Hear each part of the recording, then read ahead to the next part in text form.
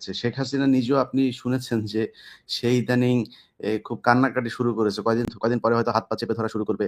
তো শেখ হাসিনাকে যারা এই তার ইমোশনাল কথাবার্তা শুনে তারপরে ৮১ তে যেরকম জিয়াউর রহমান ভুল করেছিল, এবারও যদি এখনকার বিএনপি কিংবা জামায়াত কিংবা ছাত্ররা তার এই নাটকে যদি ফাঁদে পা দেয়, সেক্ষেত্রে এর ভবিষ্যৎটা কি হতে পারে?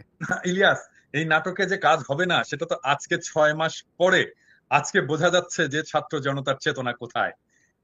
কয়েক ঘন্টার আওয়াজে গোটা বাংলাদেশ আবার এক হয়ে গেছে। হাজার হাজার লোক আছে ধানমন্ডি 32 নাম্বার গুড়িয়ে দেওয়ার জন্য। বুলডোজার আসেনি, তাতে কি হয়েছে? হাতুড়ি শাবল টাবল নিয়ে যে জাত আছে সেটা দিয়ে ভাঙার চেষ্টা করতেছে।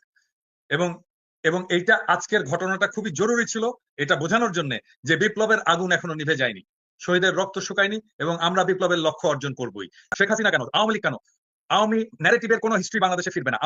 আমরা ইতিহাসের সাথে আমরা ইতিহাসকে মুছে দিচ্ছি না, আমরা নতুন ইতিহাস রচনা করছি। ধানমন্ডি 32 নাম্বার নিশ্চিহ্ন করে নতুন ইতিহাস রচিত হবে।